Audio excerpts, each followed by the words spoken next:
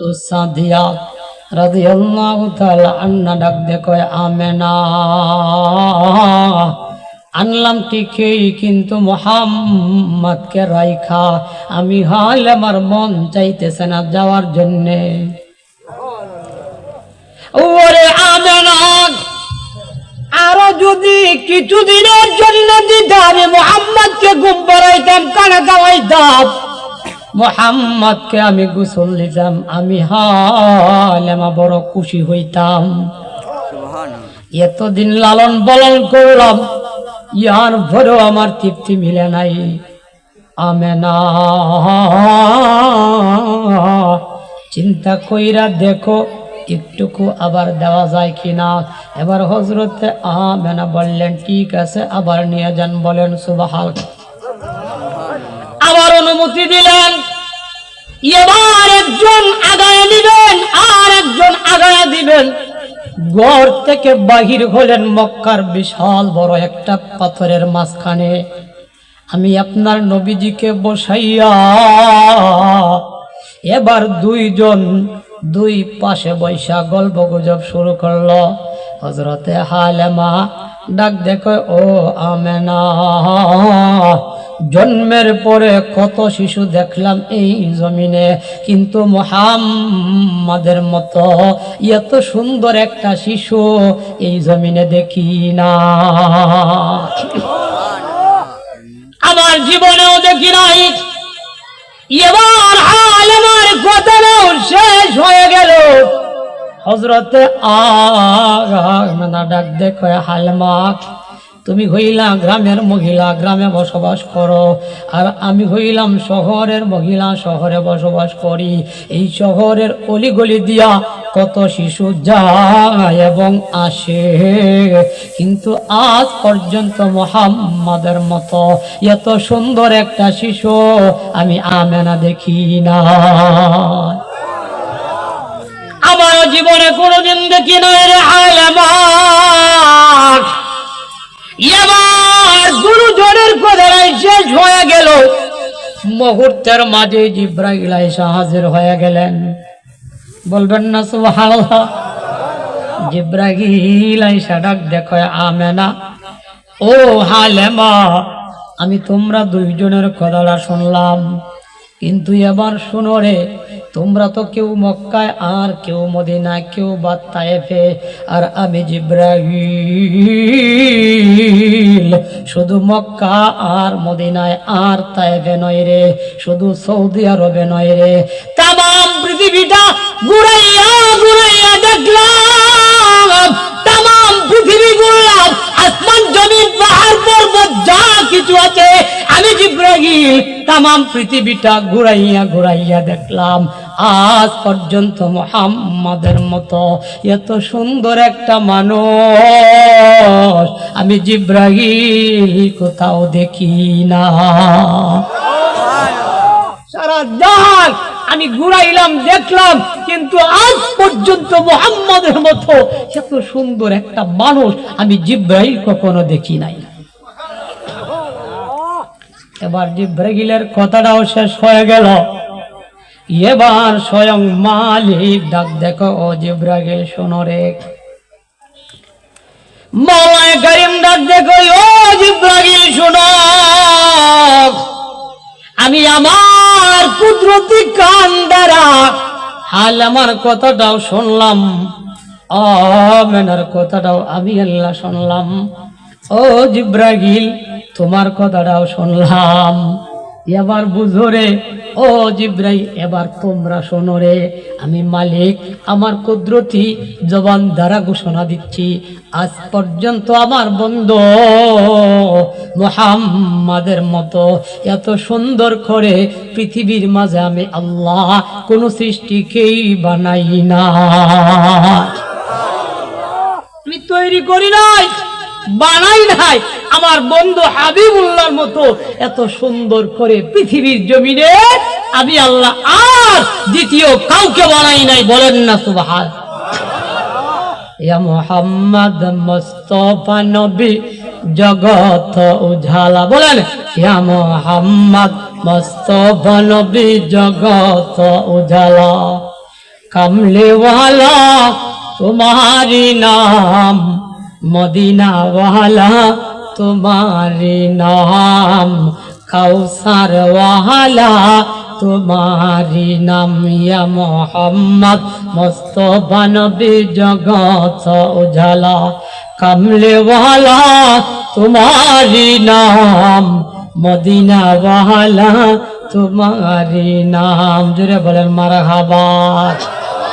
আরশের মাঝে লিখা যে আছে, বলেন না, আরশের মাঝে লিখা যে আছে, মিম দালা তোমারি নাম, আরশের মাঝে লিখা যে আছে, মিম দারা তোমারি নাম, মদিনা ওয়ালা তোমারি নাম, कौसर वाला तुम्हारी नाम, या मोहम्मद मुस्तफा नबी जगत उजाला। कमले वाला तुम्हारी नाम, मदीना वाला तुम्हारी नाम। এই আমার বন্ধু, এই জন্য বলেছিলাম সাহাবায়ে কেরাম আমি আপনার নবীজিকে এই পরিমাণ ভালোবাসত, যাদের শানে আমার আল্লাহ আয়াত নাজিল করতেন। এই একদিনের ঘটনা, একজন সাহাবী যখন কান্না শুরু করে দিল, আল্লাহর পয়গম্বর জিজ্ঞেস করে, ও সাহাবী কেন কান্দো, কান্নার কারণ কি? সাহাবী ডাক দেখো, ইয়া রাসূলুল্লাহ, ইয়া হাবিবাল্লাহ, কান্নার একমাত্র কারণ হইলেন আপনি এবং আপনার ভালোবাসা। ইয়া রাসূলুল্লাহ, ইয়া হাবিবাল্লাহ, এই জমিনে আমি চিন্তা করি আমিও থাকবো না, আপনিও থাকবেন না গো নবীজি, কিন্তু এই জমিনে আপনাকে যতক্ষণ দেখি ভালো লাগে, আপনার কাছ থেকে আড়াল হয়ে গেলে কিছুই ভালো লাগে না গো নবীজি। কিন্তু চিন্তা করি একটা, এই পৃথিবীতে আমিও থাকবো না, আপনিও থাকবেন না, পরকালে আপনি যেই জান্নাতটা ব্যবহার করবেন ওইটা তো থাকবে উপরের তলায়, উপরের শ্রেণীতে, উপরের তবকায়, আর আমি সাহাবীও যদি জান্নাতে যাই আমার জান্নাতটা তো থাকবে নিম্নমানের নিচের তলায়। ইয়া রাসূলুল্লাহ, ইয়া হাবিবাল্লাহ, আমি জান্নাতে গেলেও খুশি না যদি ওইখান থেকে আপনার চেহারা না দেখতাম পারি। জোরে বলবেন না সুবহানাল্লাহ। ইয়া রাসূলুল্লাহ, আপনার চেহারা যদি আমি না দেখতাম পারি, আপনাকে না দেখতে পারি গো, আমি জান্নাতে গেলেও খুশি না গো নবীজি, এই জন্য কান্দি। মুহূর্তের মাঝেই এবার জিবরাইল এসে হাজির হয়ে গেল, এবার আয়াত নাজিল হয়ে গেল, বলেন সুবহানাল্লাহ। জিবরাইল ডাক দেখো, ইয়া রাসূলুল্লাহ, ইয়া হাবিবাল্লাহ, আমি আয়েশা হাজির হয়ে গেলাম, আপনার সাহাবীর আর কানতে হবে না গো নবীজি। শুধু আপনার সাহাবী নয়, কিয়ামত পর্যন্ত যত মানুষ ওই জমিনে এক নাম্বার আল্লাহকে মহব্বত করবেন, বলেন কাকে মহব্বত করবেন? এক নাম্বার আল্লাহকে মহব্বত করবেন, আল্লাহর হুকুম মানবেন, বিধিবিধান মানবেন। দুই নাম্বার যারা নবীকে মানবেন, নবীর মহব্বত করবেন, নবীর তরিকায় চলবেন, নবীর সুন্নত মানবেন। আল্লাহ জানায় দিল, বন্ধু আমার, আমি আল্লাহ কিয়ামতের ময়দানে ওই সমস্ত বান্দা এবং বান্দিকে চার শ্রেণীর লোকদের সাথে জান্নাত দিব। সুবহানাল্লাহ, বলেন কি দিবেন? ইয়া রাসূলুল্লাহ, ইয়া হাবিবাল্লাহ, আপনি জানায় দেন ইয়ার মাঝে একদল হলো আমি আল্লাহ নবীদের সাথে জান্নাত দিব। বলেন কি দিবেন? নবীদের সাথে জান্নাত দিবেন, যেই জান্নাতের একটা বড়ই হবে 12 মণ ওজনের। কত মণ? 2 মণ বস্তা দেখি বসাইতারে না, 12 মণ ওজন। বলবেন না সুবহানাল্লাহ?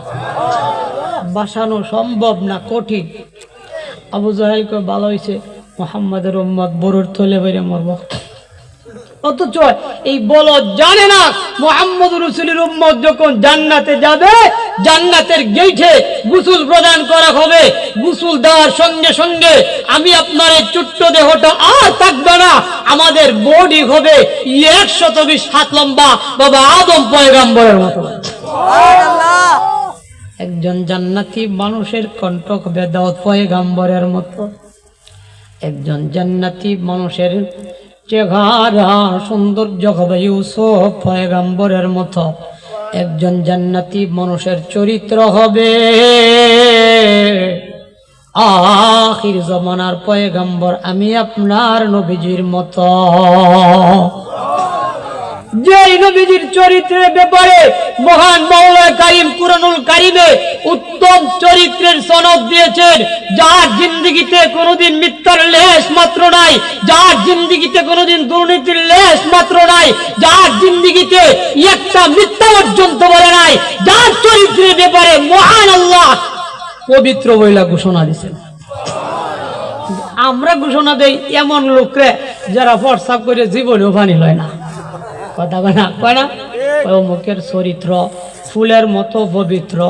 আমি নিজের চোখকে দেখছি বড় এক নেতা কারুয়া মুচ্ছে গত নির্বাচনের বেলা, নাম কইতাম না, থেকে বলে হারামদাদার আমি নিসলাম সাথে ফুলাই দেয় আওয়াজ করছে। যাই হোক, এমন নবীজির চরিত্র, কিন্তু উম্মতের তো চরিত্র বাবা না, কথা কয় না, ঘুমায় আমি সহায়তা কয় না, ঘুমায় নামাজ পড়ে, সুদ খায়, নামাজ পড়ে, ঘুষ খায়, নামাজ পড়ে, বিসমিল্লাহ কইয়া গাঞ্জাও খায়, কায় গাঞ্জা ডাহা সাধু, কথা কয় না, নামাজও পড়ে আর একবার আই কাটতে তিনা তুলিয়া লাগছে, আছে না নাই? নালে আরো তো বড় দলের মাস্টার আনে, নামাজ পড়ে খুব বেশি দূরে না, মসজিদের দৌড় তো আর একবার জুতা ঢিল হয়ে গেছে। আচ্ছা যদি দেখ গেলা ফ্যাস লাগ গেছে গা, আচ্ছা আপনাদেরকে জিজ্ঞেস করি ফ্যাস লাগ গিয়া খালি নয়া ডিজাই হারে, হ্যাঁ পুরান ডিজাই তো না, তাহলে বুঝা গেল ফ্যাস লাগবে না লাগাইছে, কথা কয় না, লাগাইতো না যে চরিত্রটা ভালো না, কিনা কই আবার আগের কাতারের মুসল্লি আমরা তো এইভাবে চলতেছি না, কিতা কায় গাঞ্জা ডাহা সাধু, সব মানুষের হক মাইরে গাইছে, এবার নাম দিছে আব্দুল হক, কথা বলে ইসলামের ধার ধারা এর নাম দিছে দিন ইসলাম, কথা বলে সুন্নত নাই, নামাজ নাই, রোজা নাই, ইয়েও আবার লেহে আশিক রাসূল, আসে না নাই? রাগ করতেছেন আপনারা। যাই হোক, এই জন্য বলেছিলাম দুই মহব্বতের বিনিময়ে আমার আল্লাহ জান্নাত দিবেন। বলেন কি দিবেন? এক নাম্বার আল্লাহর মহব্বত। বলেন কার মহব্বত? মালিকের মহব্বত। মালিকের বিধি বিধানের মাঝে গুরুত্বপূর্ণ একটা বিধান হইল 5 ওয়াক্ত নামাজ আদায় করা। কয় ওয়াক্ত?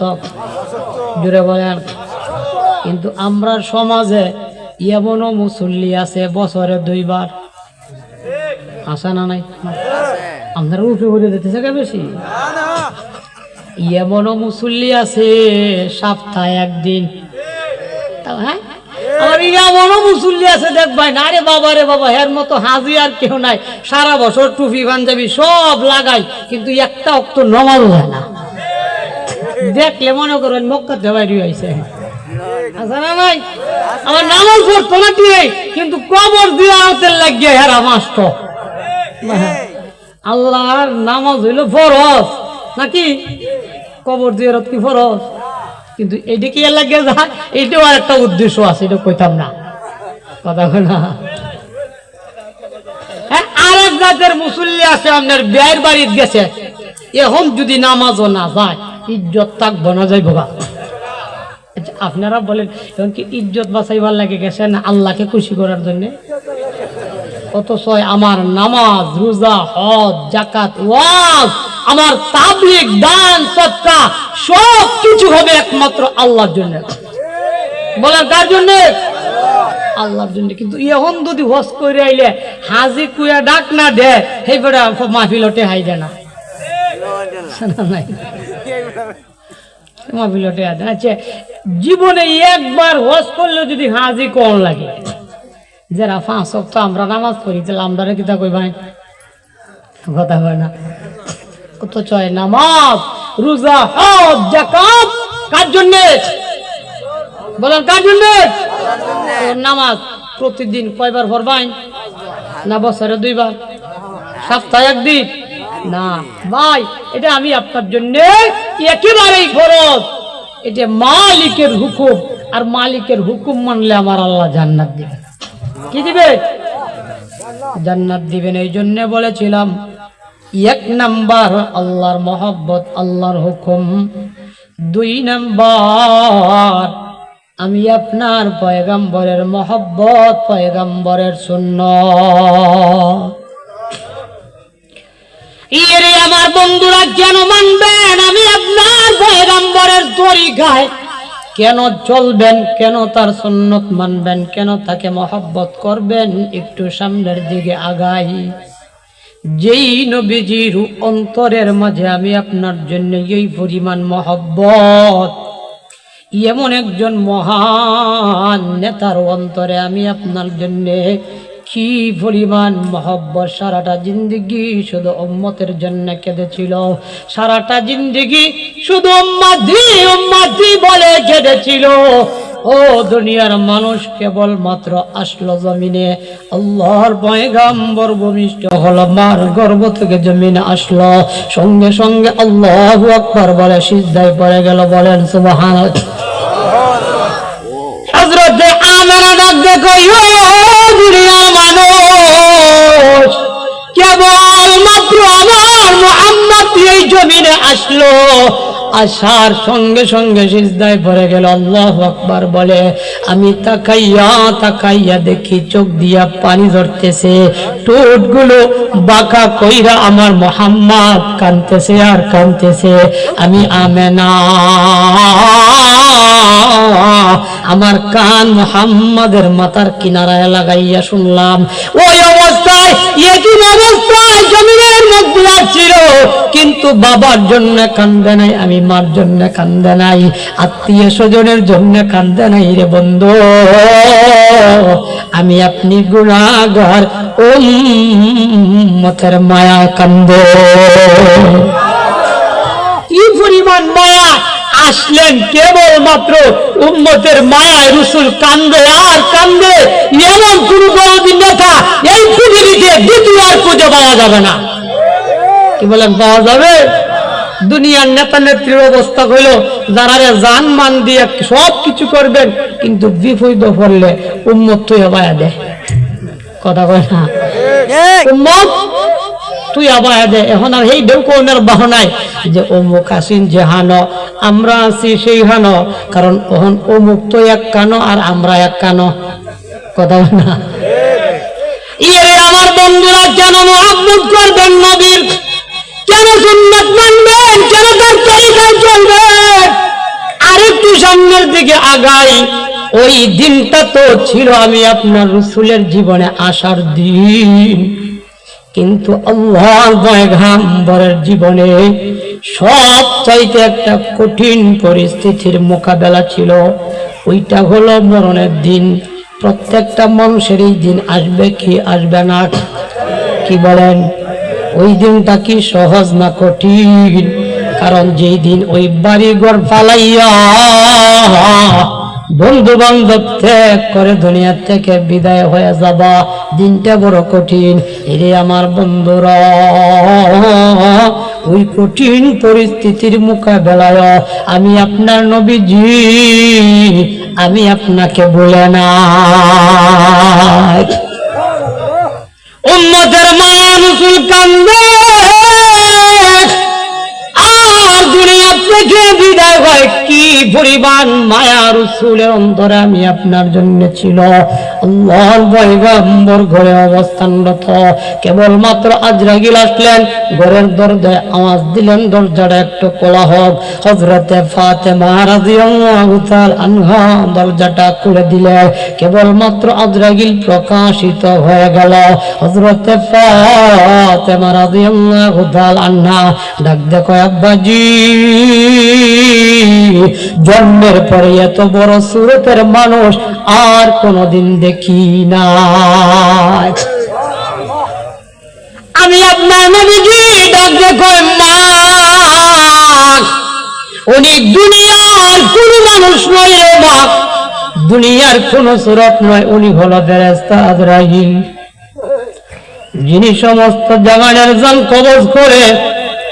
ও মা, সম্ভবত আমাকে এই মুহূর্তে নেওয়ার জন্য আসছে রে মা। মা, মনে হয় এই মুহূর্তে আমাকে নেওয়ার জন্য আসছে গো মা। ফাতেমা রাদিয়াল্লাহু তাআলা আনহার চোখ দিয়ে পানি ঝরছে। ডাক দেখো, আব্বাজি, না, আমি আপনাকে নেওয়ার জন্য দিব না গো আব্বাজি, আমার মা নাই। ও বাবা, আমার এই পৃথিবীতে মা নাই। আপনিও যদি দুনিয়া থেকে বিদায় হয়ে যান, আমি ফাতেমা কারে আব্বা রাখবাম? যার মা নাই, যার বাবা নাই, সে বুঝে মা কত দরদি, বাবা কত দরদি। কি বলেন? যার এই জমিনে মা নাই, বাবা নাই, সে বুঝে বাবা কত দরদি, মা কত দরদি। কারণ এমন মধুর ডাক আর এই আন্তরিকতা পৃথিবীর জমিনে আর দ্বিতীয় কারো হইতে পারে না। হযরতে ফাতেমা রাদিয়াল্লাহু তাআলা আনহা কাঁদিয়া গো, আব্বাজি, না, আমি আপনাকে নিবার জন্য দিব না গো আব্বাজি, আমার মা নাই। আপনিও যদি দুনিয়া থেকে বিদায় হয়ে যান, আমি ফাতেমা কারে আব্বা ডাকবা? আব্বাজি, বিশ্বাস করুন, যদি জানতাম উনি আজরাইল ফেরেশতা, আমি ফাতেমা এই মুহূর্তেই দরজাটা খুলে দিতাম না। আল্লাহর পয়গম্বর ডাক দেখো, মা, উনি এমন একজন ফেরেশতা, দরজা খুললেও আসতে পারে, না খুললেও আসতে পারে। ও মা, দরজা আটকায় রাখা সম্ভব, কিন্তু তোমার বাবাকে আটকায় রাখা সম্ভব না। উনি এমন একজন ফেরেশতা, দরজা খুললেও আসতে পারে, দরজা না খুললেও আসতে পারে। কিন্তু আমি নবীজির মান মর্যাদা শান শৌকতের জন্য পারমিশন চাচ্ছি। এবার আজরাইল ঘরের ভিতর ঢুকলো। ডাক দেখো, ইয়া রাসূলুল্লাহ, ইয়া হাবিবাল্লাহ, আমি আসলাম আপনাকে নেওয়ার জন্য, বলুন আপনার ইচ্ছা কি, থাকবেন না চলে যাবেন?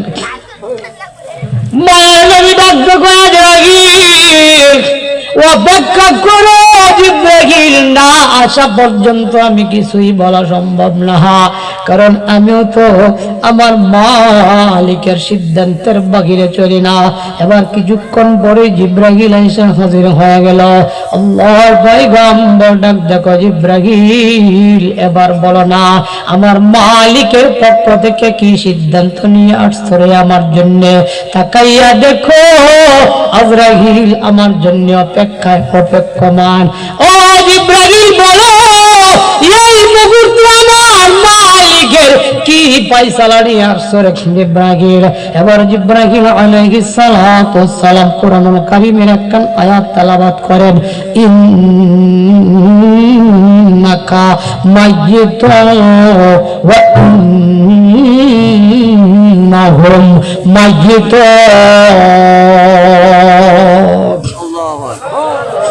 আমার আজরাইল আসছে। আমার বন্ধুরা, ইঙ্গিত হয়ে গেল আল্লাহর পয়গম্বর এই জমিনে আর বেশি সময় থাকবেন না। নবীজি এবার আজরাইলকে পারমিশন দিল, ও আজরাইল এবার নিতে পারো, অনুমতি দেওয়া হলো। কেবলমাত্র ফেরেশতা আজরাইল আল্লাহর পয়গম্বরের সিনা মুবারকের মাঝে হাত রাখলেন, নবীজির চোখ দিয়া পানি ঝরতেছে, টুটগুলো বাঁকা কইরা রাসূল কাঁদতেছেন। ফেরেশতা জিজ্ঞেস করে, নবী গো কেন কান্দেন? এই দুনিয়া থেকে বিদায় হয়ে যাবেন এই জন্য মনে হয় আপনি কাঁদতেছেন। আল্লাহর পয়গম্বর কয়, না ও ফেরেশতা, এই জন্য আমি কান্দি না রে। আল্লাহ ফেরেশতা কয়, ও রাসূলুল্লাহ তাহলে কান্দেন কেন? মরে হয় আপনার ছোট্ট মেয়েটা ফাতেমার কথা আপনার মনে পড়ছে গো, এই জন্য মনে হয়। আপনারা অসুবিধা হইতেছে? আমি তো শেষে করে আনতেছি, আমি শেষ করে আনতেছি। এবার ফাতেমার কথা মনে হয় আপনার মনে পড়ছে। কয় না, আমার ফাতেমার কথাও আমার মনে পড়ে নাই। আল্লাহ ফেরেশতা কয়, ইয়া রাসূলুল্লাহ তাহলে কান্দেন কেন? মনে হয় আপনার কলিজার দুই নাতি হাসান আর হুসাইনের কথা মনে হয় আপনার মনে পড়ছে। আল্লাহর পয়গম্বর কয়, না ও ফেরেশতা, এই মুহূর্তে আমার হাসান আর হুসাইনের কথাও আমার নবীজির মনে পড়ে নাই গো, আমার ফাতেমার কথাও আমার মনে নাই।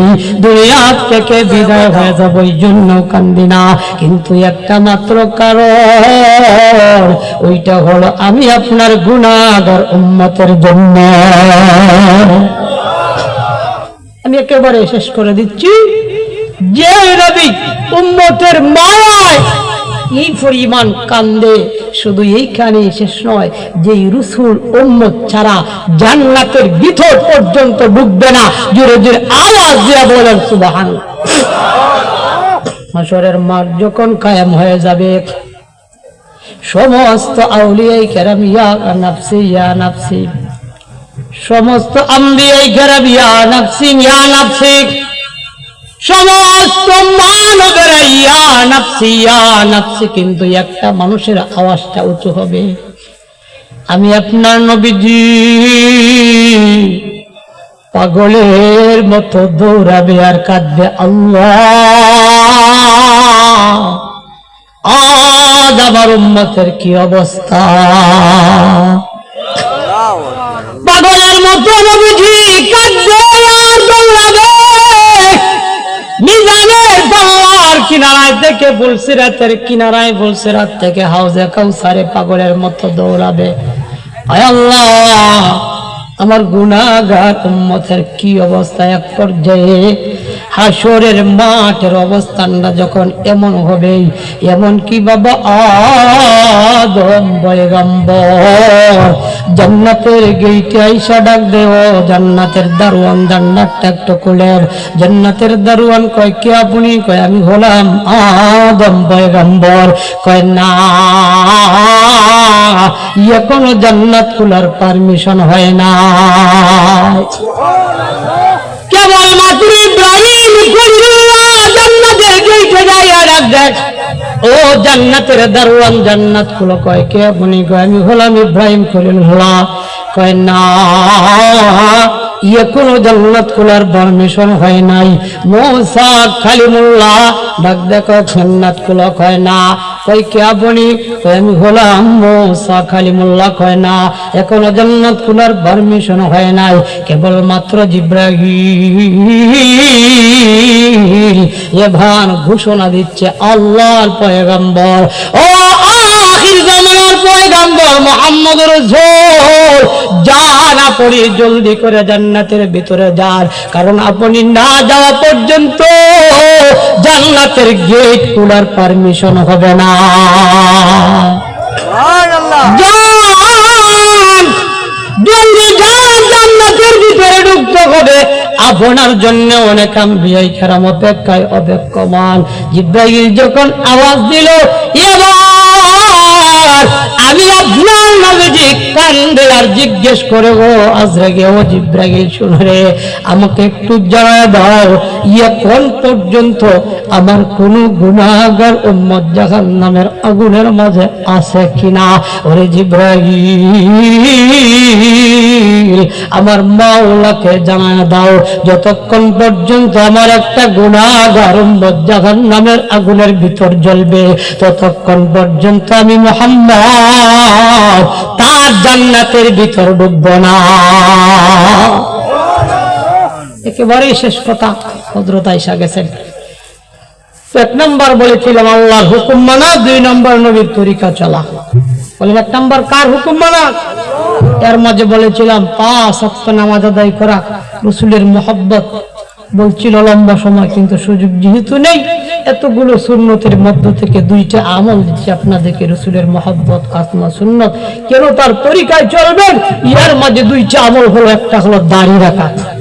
কি রাখা? রাখবেন ইনশাআল্লাহ, গুরুত্বপূর্ণ একটা সুন্নত নাকি।